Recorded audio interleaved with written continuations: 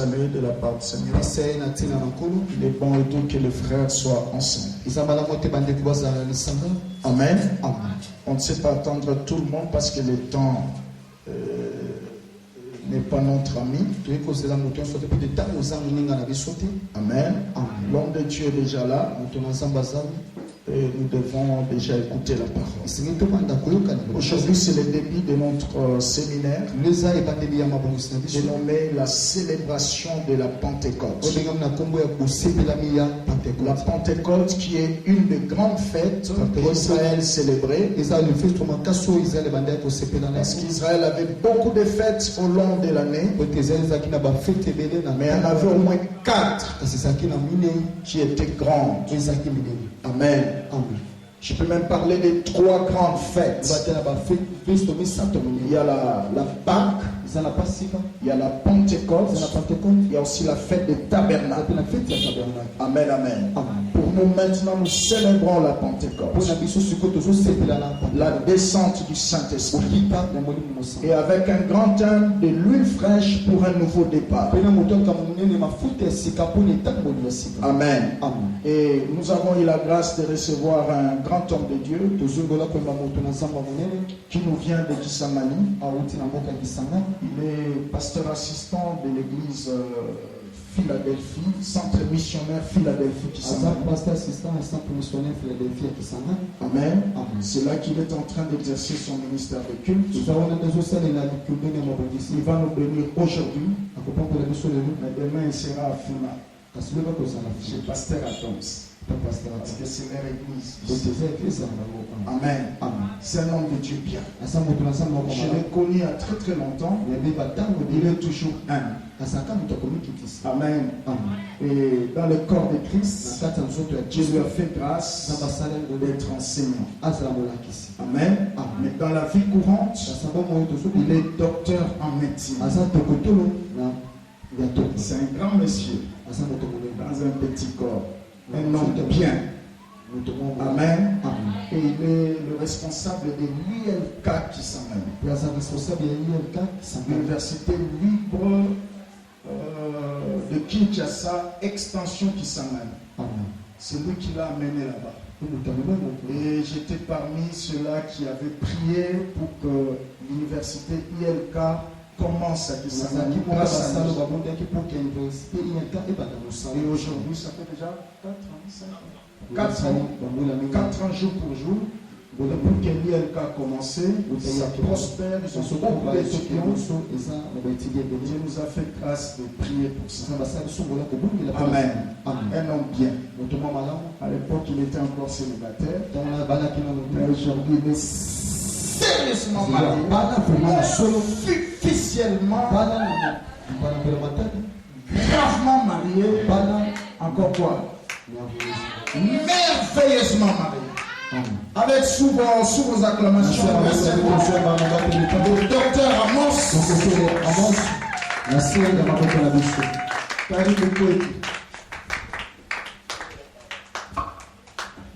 Acclamez très fort pour le Seigneur.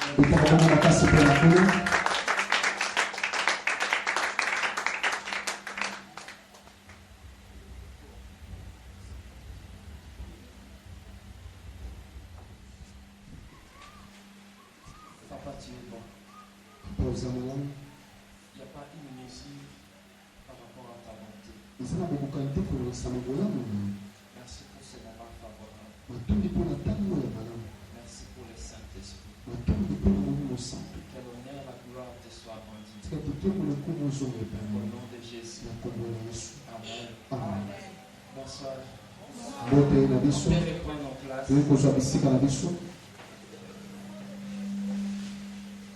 J'aimerais passer un message à quelqu'un ce soir. Le Seigneur t'aime beaucoup.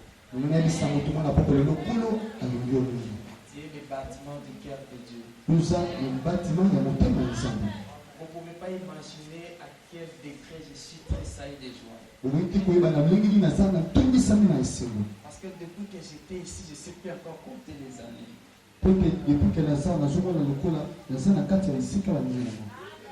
Je dirais, l'homme de Dieu que vous voyez, c'est mon Père. Alléluia. Amen. Parmi les gens qui m'ont montré l'ABC, je me souviens encore à des moments de son passage à Kisangani où il me donna tous ces supports. Je n'oublie jamais cela. Cela n'est pas donné à tout le monde. Il y a aujourd'hui des serviteurs de Dieu qui s'approprient des choses. Sans oublier que c'est le Saint-Esprit qui est au centre de tout. Mais cet homme a manifesté cet amour envers moi. Alors qu'il ne me connaissait même pas. C'était le premier contact à Kisana. Il va me laisser tous les supports. Papa, j'en suis reconnaissant. C'est un grand homme de Dieu. Il nous fait tellement de bien à Kisana. Alors je disais, je ne pouvais pas passer sans pourtant venir ici. Et je crois que le Seigneur va vous bénir en Amen. Je suis pasteur Amos. Bien marié, comme papa dit. Il n'y a pas trop de commentaires là-dessus. Nous allons partager la parole du Seigneur. Amen. J'aimerais que tu puisses saluer ton voisin. Dis-lui, le Seigneur t'aime beaucoup.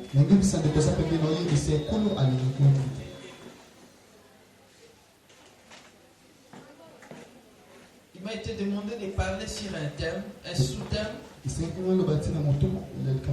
Comment développer son intimité avec le Saint-Esprit et ses avantages. Alors, vu le temps, nous allons nous arrêter là où le Saint-Esprit vous. Amen. Je crois que tu as ton cahier, ton stylo pour noter quelque chose. Comment développer son intimité avec le Saint-Esprit. Nous allons lire la Bible dans Jean chapitre 15, verset 15. Je suis dans la version annotée. Jean chapitre 15, verset 15. La Bible dit: je ne vous appelle plus serviteur, parce que le serviteur ne sait pas ce que fait son maître.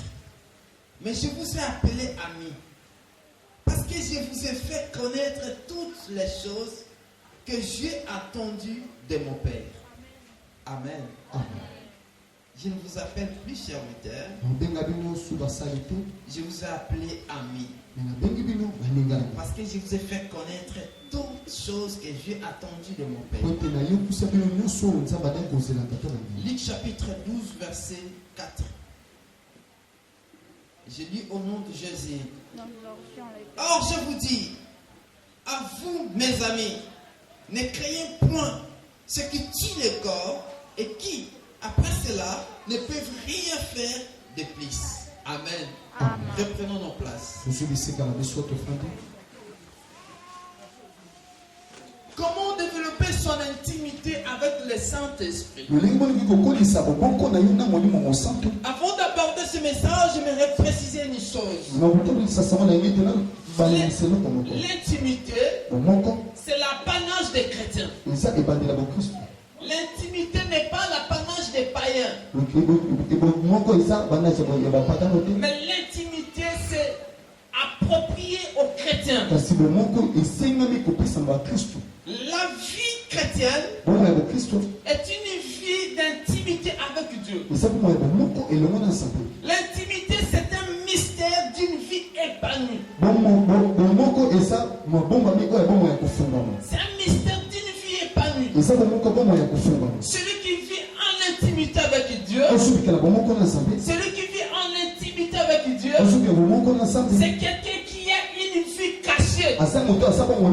C'est quelqu'un qui a une relation cachée. Une relation qui ne semble pas être vue aux vies de gens, mais une relation qui est verticale avec Dieu. L'intimité avec Dieu n'a pas de deux avantages. Alléluia. On peut être en intimité avec quelqu'un du monde. Cette intimité ou cette relation peut bien partir. On peut tirer des avantages et des désavantages. Mais j'aimerais préciser à quelqu'un ce soir, l'intimité avec Dieu n'a pas de désavantages. Alléluia. C'est une intimité sans désavantage. Vivre l'intimité, c'est vivre le ciel sur la terre. Vivre l'intimité, c'est vivre le ciel sur la terre. Alléluia. Celui qui vit en intimité avec Dieu, il a déplacé le ciel sur la terre. Il a descendu la gloire de Dieu sur la terre. Donc quelqu'un va me comprendre ce soir. L'intimité avec Dieu n'a pas de désavantage. Vivre l'intimité, c'est vivre le ciel sur la terre. L'intimité, c'est le niveau le plus supérieur. C'est le niveau le plus supérieur qui peut atteindre un enfant de Dieu. C'est le top. Le niveau le plus supérieur qui peut atteindre un enfant de Dieu. C'est le niveau de l'intimité. Si vous comprenez dans ce passage, Christ est en train de dire, je ne vous appelle plus serviteur, mais je vous appelle ami. C'est le niveau le plus supérieur. C'est un enfant de Dieu. Ça ne dépend encore le niveau le plus supérieur. Dis à ton voisin, tu es encore trop bas. Alléluia. Servir Dieu n'est pas égal à l'intimité avec Dieu. Servir Dieu n'est pas égal à l'intimité avec Dieu. Tu peux servir Dieu. Tu peux chanter pour Dieu. Tu peux prêcher pour Dieu. Mais tu n'es pas en intimité avec Dieu. L'intimité, c'est une autre dimension. J'aimerais vous donner un exemple simple. Tu peux chanter aujourd'hui pour le président de la République. Tu chantes pour son honneur. Mais tu n'es pas en intimité avec lui. Alléluia. Il peut te connaître comme un membre peut-être de son parti. Mais est-ce qu'il peut te mettre corps à corps? Est-ce qu'il peut mettre tête à tête? L'intimité, c'est un autre niveau. Alléluia. Chanter sur autre chose. Et l'intimité en est une autre.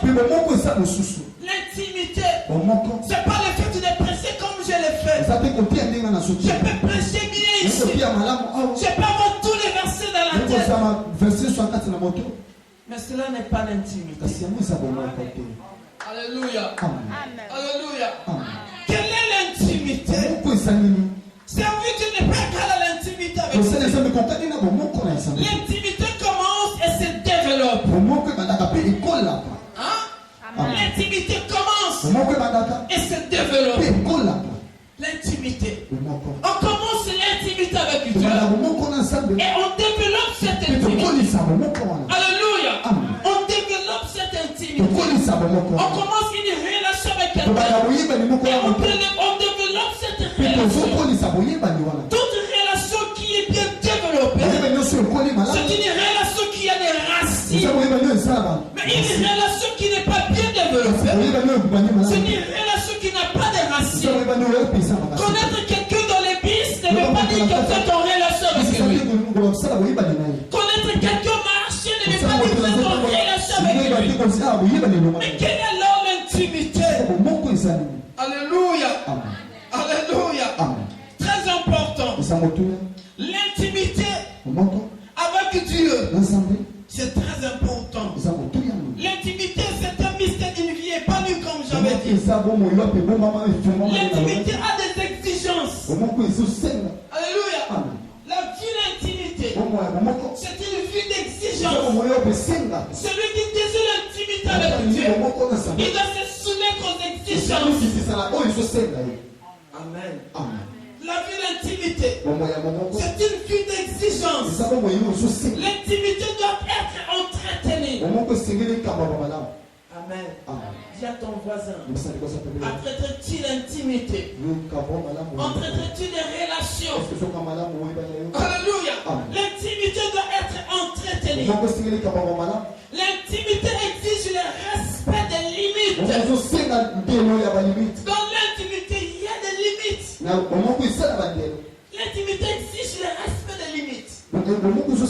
L'intimité ne veut pas de débordement. Le temps nous presse. L'intimité avec Dieu n'a pas de désavantage. Je l'avais entendu déjà. L'intimité existe les restes de limites. L'intimité commence et se développe, je l'avais dit. La vie de l'intimité, c'est vivre les cieux sur la terre. L'intimité, c'est le niveau le plus supérieur que peut atteindre un enfant de Dieu. Servir Dieu n'est pas égal à l'intimité avec Dieu. L'intimité commence et se développe. La vie d'intimité enlève la peur de part et d'autre. C'est une vie de confiance ferme. L'intimité, c'est le ciel sur la terre. L'intimité, c'est le désir et la priorité de Dieu. Alléluia. Le désir et la priorité de Dieu. C'est l'intimité. Vous allez comprendre avec moi. Bien-aimé dans le Seigneur, quand on parle de développer son intimité avec les Saint-Esprit, ce n'est pas seulement le fait de parler, mais il faut entrer en profondeur pour comprendre ce que c'est développer son intimité avec les Saint-Esprit. On ne peut pas développer son intimité avec les Saint-Esprit si on n'avait pas au départ le Saint-Esprit. Alléluia. Tu veux d'abord avoir le Saint-Esprit pour commencer à développer cette intimité. Tu ne peux pas développer la relation avec quelqu'un aussi longtemps que vous ne vous connaissez pas encore avec la personne. Le dictionnaire français nous dit développer, c'est étendre. C'est aller plus profond. C'est dépasser encore la moyenne. C'est ça, développer. Vous aviez commencé quelque chose, mais vous voulez augmenter encore l'ossature de la chose. C'est ça, développer. Mais comment tu peux développer ce que tu n'as pas encore commencé? Tu dois d'abord avoir un commencement. Alléluia. Tu dois avoir un commencement. Et alors, à partir du commencement, tu peux développer. Tu peux développer quoi? Cette intimité. L'intimité, c'est l'amitié en vrai. Alléluia. Pour ne pas entrer dans trop de détails. L'intimité, c'est l'amitié. L'amitié. Et cette amitié-là, ce soir, on nous parle de l'amitié avec le Saint-Esprit. Je crois que vous connaissez très bien le Saint-Esprit. Je dirais d'emblée, le Saint-Esprit, c'est un Dieu. Selon Actes chapitre 5, verset 3 à 4. Le Saint-Esprit étant la troisième personne de la Trinité. Ici, Actes chapitre 5, 3 à 4, on parle du Saint-Esprit comme Dieu. Lorsqu'un ami et sa femme ont trompé, l'homme de Dieu a dit c'est en Saint-Esprit que tu as trompé. Et c'est à Dieu que tu as trompé. Parce que nous les pentecôtistes, nous les vrais chrétiens, nous croyons à la Trinité. La Trinité qui ne veut pas dire trois dieux, mais qui veut dire un seul Dieu, mais agissant en trois personnes, comme Père, comme Fils, comme Saint-Esprit. Alors ce soir nous parlons du Saint-Esprit, la troisième personne de la Trinité. Donc ce soir nous parlons de Dieu, nous parlons de l'intimité avec Dieu. Alléluia. Alléluia. L'intimité avec Dieu. L'intimité avec le Saint-Esprit. Bien-aimé dans le Seigneur, dans le Nouveau Testament, le Saint-Esprit est appelé le Paraclet. On parle de Paraclet pour signifier un consolateur ou un avocat. Parce que la Bible parle dans Jean chapitre 14 verset 16. Jésus-Christ a dit à ses disciples, je vous enverrai un autre consolateur. Et le Nouveau Testament lui appelle les Paraclets. Le consolateur. Il a dit, je prierai le Père et il vous donnera un autre consolateur afin qu'il demeure éternellement avec vous. J'aimerais apporter une bonne nouvelle à quelqu'un ce soir. Même si tu n'as personne avec toi, mais tu as le Saint-Esprit. Il est là pour demeurer éternellement avec vous. Il est le paraclet des chrétiens. La Bible dit, le Saint-Esprit c'est notre avocat par excellence. 1 Jean chapitre 2 verset 1er. Mes petits enfants, je vous écris ces choses afin que vous ne péchiez point. Et si quelqu'un a péché, nous avons un avocat auprès du Père. Alléluia. Le Saint-Esprit c'est notre avocat auprès du Père. C'est ce qui veut dire le paraclet, le consolateur, l'autre avocat. Mais j'aimerais te dire une chose. Les soucis majeurs de Dieu, de la création, il voulait demeurer plus proche de l'homme. Alléluia. Dieu voulait être avec l'homme. Et depuis le jardin de l'Éden, cette relation a été brisée. Dieu cherchait toujours comment il pouvait rester ensemble avec son peuple. Et vous allez voir tout au départ, là, il y a eu même initiation du tabernacle. Le tabernacle était tout juste, Dieu voulait rester au milieu de son peuple. Comme si cela ne suffisait pas, il y aurait une promesse dans le livre d'Ézéchiel. La promesse était faite pour parler de l'arrivée de Jésus. Celui qui devrait venir pour restaurer l'intimité qui était brisée dans les jardins. Alléluia. L'intimité était brisée dans les jardins d'Éden. C'est pourquoi je vous avais dit, l'intimité a des exigences, a des limites. Lorsqu'on ne respecte pas, l'intimité peut être brisée. L'intimité était brisée dans les jardins d'Éden. Et Jésus-Christ était venu pour restaurer cette intimité. Alléluia. Est-ce qu'on peut acclamer pour les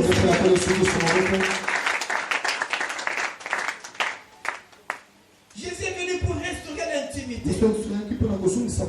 La vie d'intimité, c'est en fait une relation comme époux et épouse. C'est une relation de plus proche. C'est une relation d'attachement.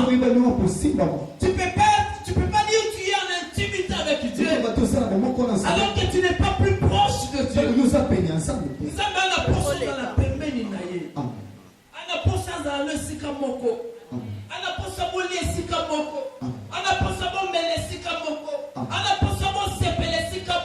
C'est ça le désir de notre Dieu. Il désire cette intimité. Ézéchiel chapitre 36, verset 26 à 27. Dieu a promis dans l'Ancien Testament, comme partie intégrante de la nouvelle alliance, qu'il mettrait son esprit dans l'homme. Alléluia. Il mettrait son esprit dans l'homme. Il a échoué dans le jardin d'Éden. Le tabernacle n'a pas tenu. Parce que cette fois, on devait se déplacer avec ça. Mais il a dit cette fois-là, je mettrai mon esprit dans l'homme. Je mettrai mon esprit dans l'homme. Quelle grâce nous avons reçue. Quelle grâce. Un grand Dieu qui doit vivre dans notre petit corps. Un grand Dieu qui doit vivre dans notre petit corps. Mais tu n'es pas les moyens. Tu n'es pas n'importe qui. Quelqu'un te menace. Tu nous es un grand Dieu qui habite en moi. Pourquoi Paul dit, toute fois si je vis, c'est pas moi qui vis, mais c'est Christ qui vit. Et Christ en moi, c'est l'espérance de la gloire. Je vais parler à quelqu'un ce soir. Il y a un grand Dieu. Il y a un grand Dieu. Il y a un esprit supérieur. Il y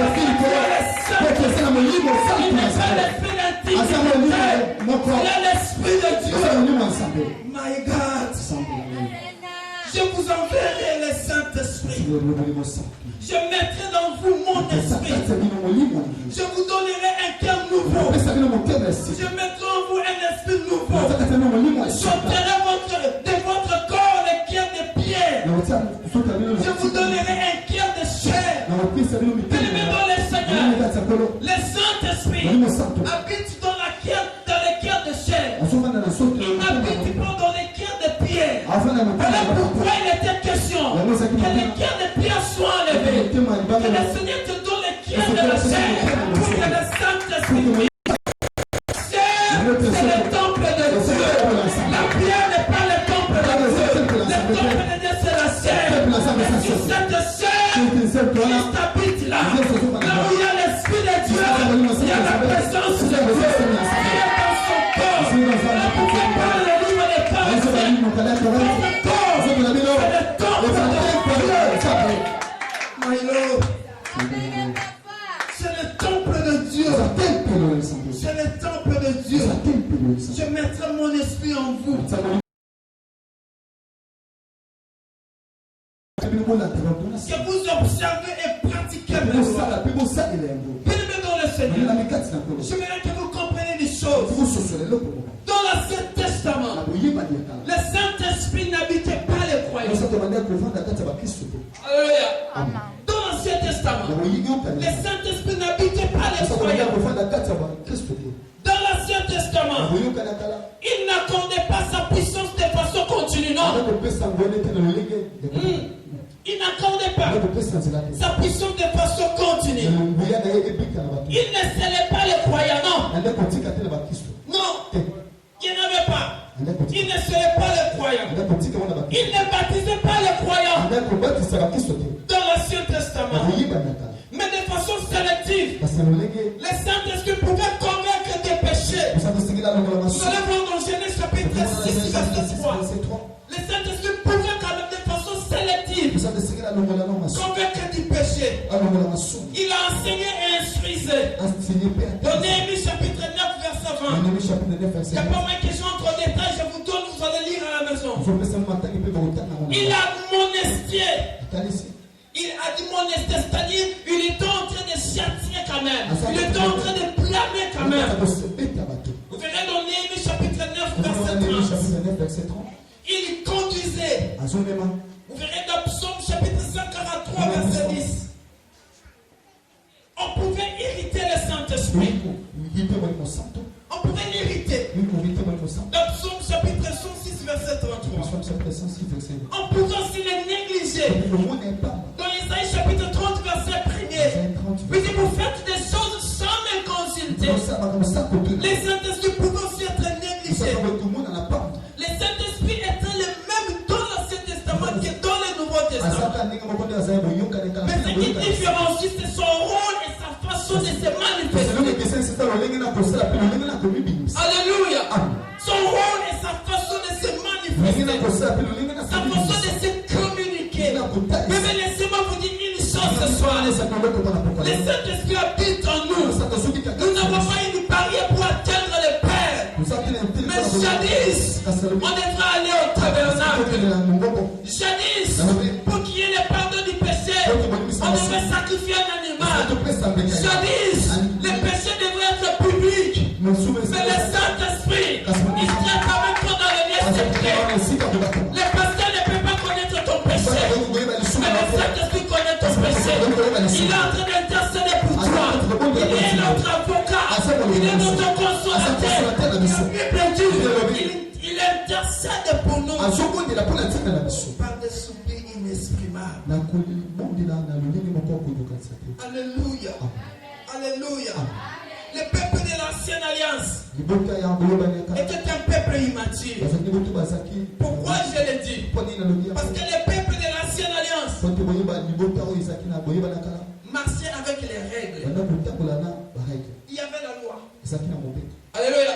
Il y avait la loi dans l'ancienne alliance. Il devait marcher selon cette loi.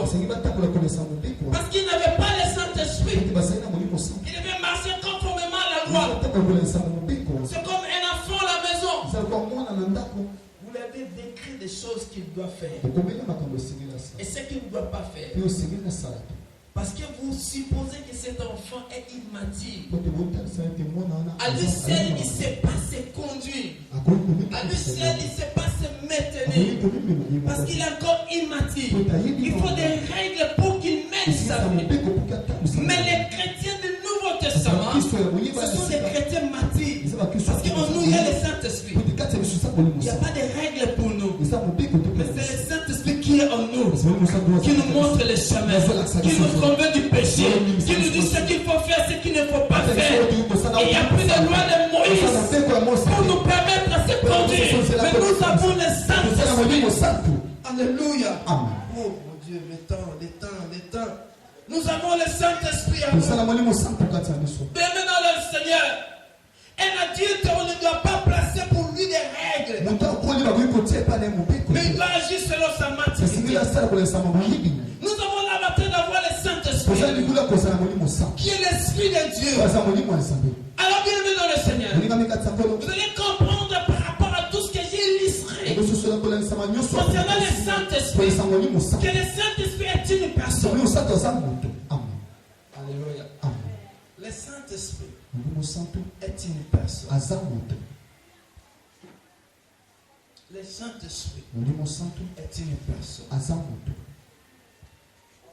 L'intimité que nous voulons parler ce soir, ce n'est pas l'intimité dans le vide, mais c'est l'intimité avec une personne qui s'appelle le Saint-Esprit. Je salue la présence du Saint-Esprit. C'est une personne. Comme une personne. Romains 8, 27, il dit, il a un esprit. Comme une personne. 1 Corinthiens chapitre 12, verset 11 nous dit, il a aussi une volonté. La Bible dit, il distribue des dons comme il veut. Il a une volonté. Comme une personne. Toi aussi tu as une volonté. Tu fais comme tu fais. Parce que tu as la volonté. Le Saint-Esprit a une volonté. La Bible dit dans Ephésiens 4, 30, il a aussi des émotions. Il peut être triste. Alléluia. Il peut être triste. Il a des émotions. Jean 15, 26. Le Saint-Esprit parle. La Bible dit, Jésus-Christ est en train de dire, il rendra témoignage de Christ. Le Saint-Esprit parle. Le Saint-Esprit prie. Dans Romains chapitre 8, 26 et 27, il intercède par des soupirs inexprimables. Le Saint-Esprit guide. Dans Jean chapitre 16, verset 13. Comme une personne, il enseigne. Dans 1 Corinthiens chapitre 2, verset 13. Jésus est en train de dire, il va vous enseigner de moi. Il vous rappellera de moi. De tout ce que je vous ai enseigné. Le Saint-Esprit conduit. Selon Romains chapitre 2, verset 13. Romains chapitre 8, allez dire verset 14. On peut lui mentir. Comme j'avais dit dans Actes chapitre 5, verset 13. Comme une personne, on peut lui mentir. On peut lui attrister. Dans Ephésiens 4, 30. On peut lui outrager. On peut lui outrager. Dans Hébreux chapitre 10, verset 29. On peut lui résister. Combien de fois tu résistes au Saint-Esprit? Il te dit, tu sens, tu as compte une voix qui te dit, il ne faut pas faire ça. Mais tu résistes quand même. Alléluia. On peut lui résister. Acte chapitre 7, verset 51. On peut l'éteindre, voilà. 1 Thessaloniciens chapitre 5, verset 17. On peut éteindre le Saint-Esprit. Tout cela pour vous montrer que le Saint-Esprit c'est une personne qui a tous les atouts comme nous. Alléluia.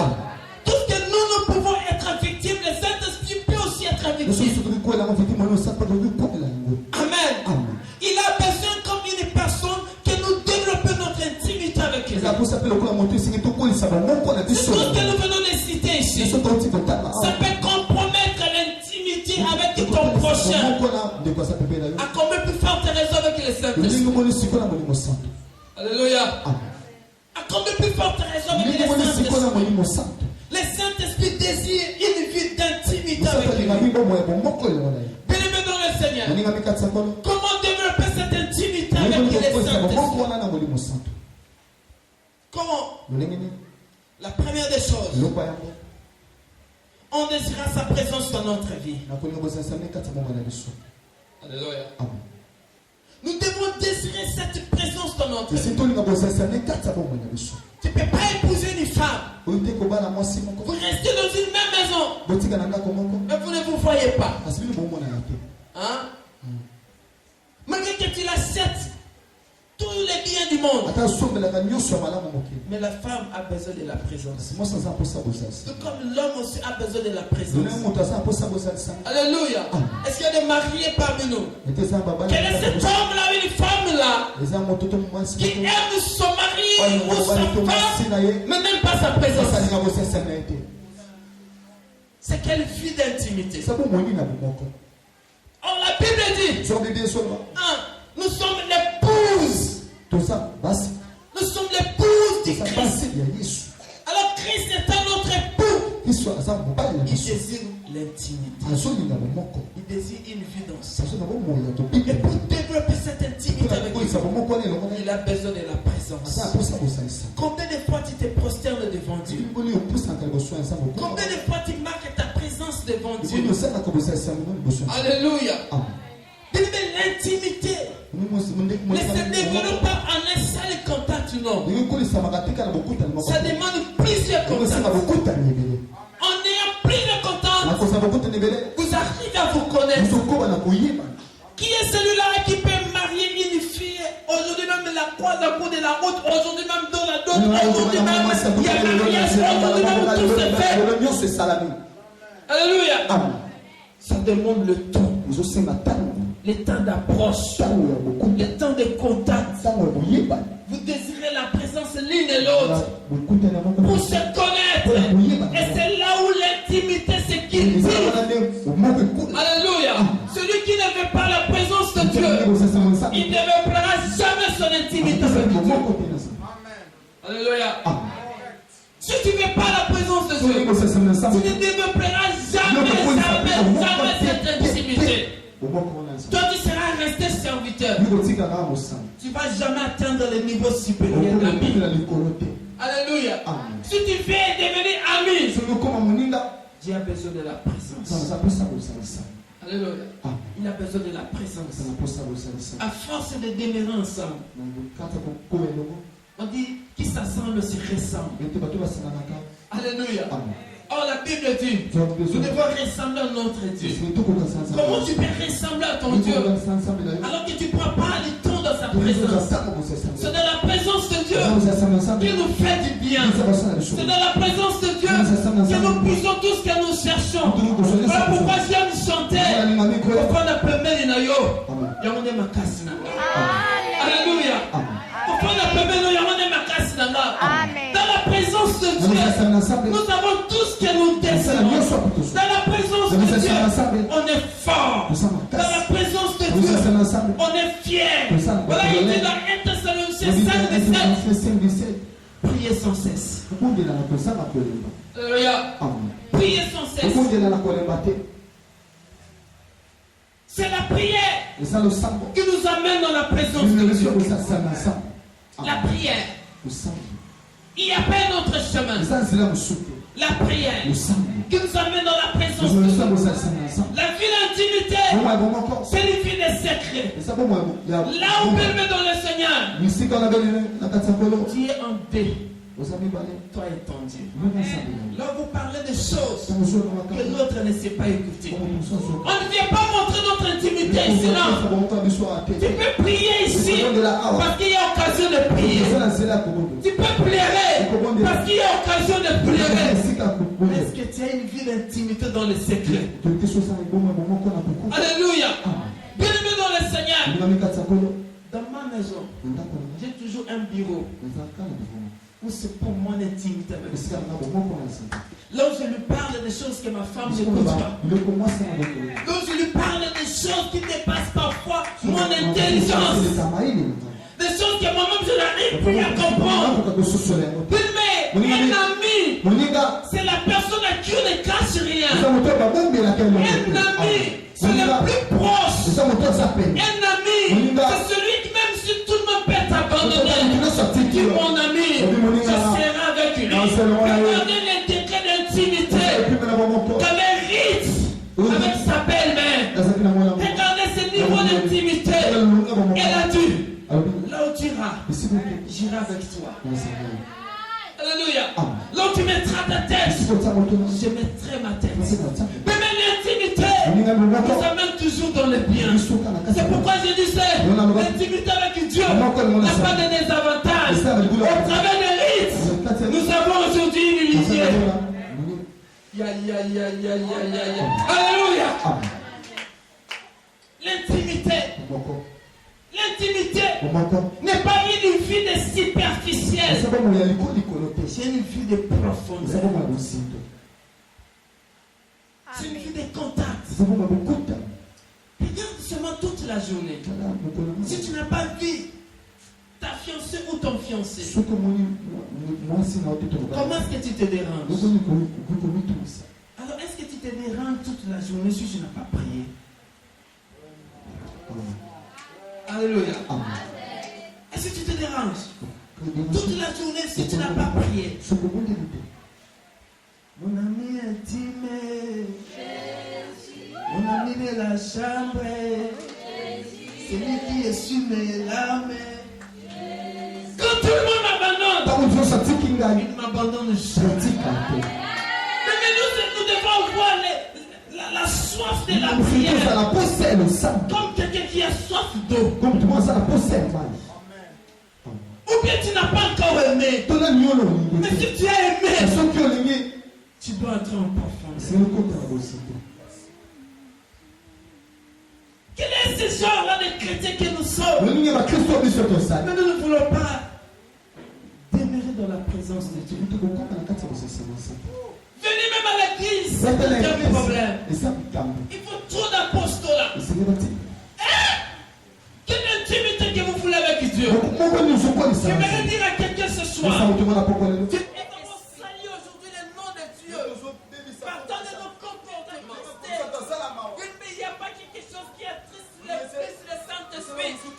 Si ce n'est le péché, je vais parler aux enfants de Dieu ce soir. Mais il y a une vie de consécration. Lorsque tu auras mené une vie de consécration, tu ne perdras rien. Par contre, tu vas gagner. Alléluia. Alléluia. Est-ce que quelqu'un m'écoute? Si Christ revient aujourd'hui, il prendra ceux qui ont son esprit. Alléluia. Christ prendra ceux qui ont l'esprit. Ceux qui ont son esprit. Si tu n'as pas l'esprit de Dieu, tu vas rester. Alléluia. Il va prendre ses amis. Demande à ton voisin, est-ce que tu es l'ami de Christ? Tu es son ami.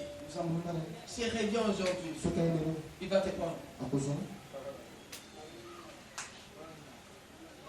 Alléluia. La Bible dit, rachetons les temps car les jours sont mauvais. Jésus lui-même a dit, même moi, il a vu mon coloté. Il a vu mon gâté. Alléluia. Alors vous et moi. Voilà pourquoi nous avons un terrain à rester intime en tout. Quand Christ viendra, il prendra ceux qui sont intimes. Alléluia. Alléluia. J'espère que quelqu'un note bien ces points. Le temps nous presse tellement. Le temps nous presse. Il faut une vie de consécration. 1 Corinthiens 6, 19. Nous ne nous appartenons plus à nous-mêmes. Notre corps est le temple de Dieu. Et l'Esprit de Dieu habite en nous. Alors là où habite l'Esprit de Dieu, ce n'est pas n'importe quel endroit. Ça doit être sacré. Et ce qui est sacré doit être consacré. Consacré pour qui? Pour Dieu. Vous allez suivre Yoté. Au commun ensemble.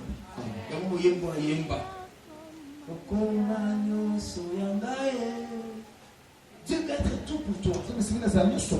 Alléluia. Il doit être tout pour toi. Nous devons nous laisser être conduits par lui. Dans Jean chapitre 16 verset 13. C'est lui qui nous conduit dans la vérité. Celui qui n'est pas conduit par l'Esprit de Dieu ne C'est celui qui n'est pas conduit dans la vérité. Alléluia. Or, si tu n'es pas dans la vérité, tu es où? Quelqu'un peut me répondre. Si tu n'es pas dans la vérité, tu es où? Dans les mensonges. Qui est le père du mensonge? Son Dieu, le fils du diable. C'est pas vous, hein? C'est ceux qui sont là-bas. Alléluia. Ceux qui sont là-bas, qui veulent mentir, sont l'enfant du diable. Mais l'enfant de Dieu, il est conduit par la vérité. Même dans le lieu de travail, même à l'université, même au bureau, partout tu es conduit par l'esprit de la vérité. La vérité développe notre intimité avec Dieu. Les mensonges cassent l'intimité avec Dieu. Tout genre de péché casse l'intimité avec Dieu. Nous devons dépendre de lui. Comme dans cette relation d'intimité, c'est lui est notre époux. Et nous sommes épouses. Nous devons dépendre de lui. Ce soir, j'aimerais interpeller à quelqu'un. Tu as passé longtemps dans la vie chrétienne, mais tu ne vois pas la main de Dieu parce que tu n'as pas encore développé cette vie d'intimité. Prenez le temps à rapprocher Dieu. Prenez le temps d'aimer dans sa présence. Prenez le temps à prier. Prenez le temps à méditer. Prenez le temps à l'adorer. Aime sa présence. Salis sa présence.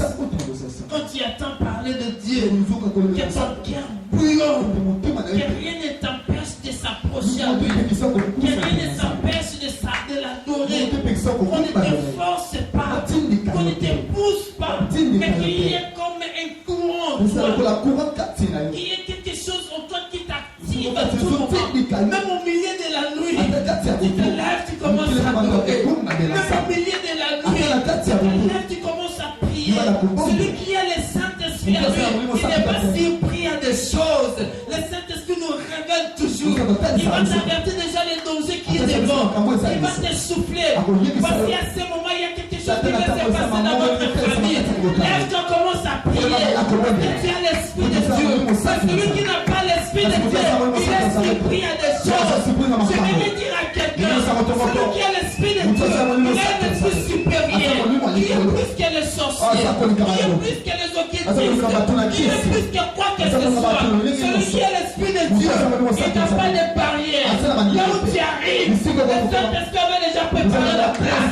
La Bible dit, c'est lui notre conducteur. La Bible dit, c'est lui notre consolateur. La Bible dit, c'est lui notre avocat. Quand les gens se liguent contre toi, le Saint-Esprit se lève. La Bible dit, ce jour-là, il y a une voix qui a crié de ciel. Celui-ci est mon fils bien-aimé. Quand Jean-Baptiste avait descendu une fois n'était pas sorti. Mais lorsque le Saint-Esprit est venu se passer sur cette porte, il va crier au ciel. Celui-ci, mon fils bien-aimé, à qui j'ai mis toute mon affection. Je n'allais pas là quelque ce soit. Celui qui a le Saint-Esprit, celui qui a l'Esprit de Dieu, a l'affection de Dieu. A l'affection de Dieu. C'est la même manière. Un parent affectionne son enfant. Dieu aussi affectionne ceux qui ont son esprit. Celui qui a l'Esprit de Dieu, Dieu l'affection. Celui qui a l'Esprit de Dieu, Dieu le tournote. Celui qui a l'Esprit de Dieu, Dieu est en train de les caresser. Parce que tu es son ami. J'aimerais parler à quelqu'un ce soir. Désire l'Esprit de Dieu. Désire l'Esprit de Dieu. Celui qui a l'Esprit de Dieu, il ne joue jamais.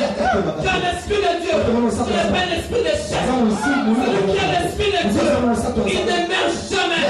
Parce que l'Esprit de Dieu, la Bible parle de Psaume, chapitre 82. Ne savez-vous pas que vous êtes le Dieu, que vous mourrez comme des hommes. Demandez le Seigneur, celui qui a l'Esprit de Dieu, il ne meurt pas comme tous les autres. Ah, jamais les salmistes disent, moi là, je ne mourrai pas, je vivrai et je rencontrerai les peuples de l'Éternel.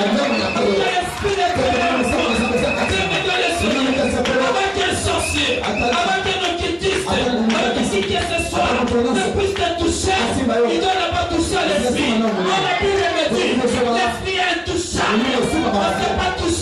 l'esprit. Alors si tu n'as pas touché à l'esprit, donc il ne te touchera pas.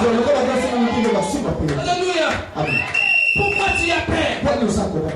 Luc est en train de nous dire, dans le verset que nous avons lu, nous ne devons pas avoir peur. Nous ne devons pas avoir peur. Parce que nous avons l'Esprit de Dieu.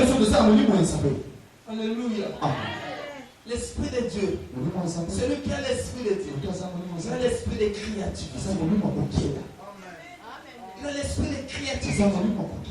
Celui qui a l'Esprit de Dieu. C'est un homme intelligent. Tu cherches l'intelligence. Je suis l'Esprit de Dieu. Alléluia. Celui qui a l'Esprit de Dieu, c'est un homme intelligent. Celui qui a l'Esprit de Dieu, c'est un homme des opportunités. C'est un homme de surprises agréables. Parce que le Saint-Esprit, la Bible dit, ils sont des cœurs élevants. Le Saint-Esprit est capable de te placer dans les cœurs de ton chef. Le Saint-Esprit est capable de sortir ton dossier là où on avait foulé cela. Et il bouillonne le cœur du chef. Jusqu'à prendre ton dossier. Le Saint-Esprit, celui qui intercède pour nous par des soupirs inexprimables. Il est capable d'essuyer tes larmes. Le Saint-Esprit, c'est le seul qui remet la joie dans notre cœur. Quelqu'un qui a beaucoup pleuré. Quelqu'un qui a connu des déceptions. Mais si ce qui raconte le Saint-Esprit, c'est un cœur erré. Voilà pourquoi Jésus-Christ disait, vous n'êtes pas restés des enfers. Je suis avec vous comme un consolateur. Mais notre viendra. Celui qui demeurera avec vous éternellement. J'aimerais dire à quelqu'un ce soir, tu n'es pas seul. Tu n'es pas seul. L'Esprit de Dieu. Mettons-nous debout, nous allons prier.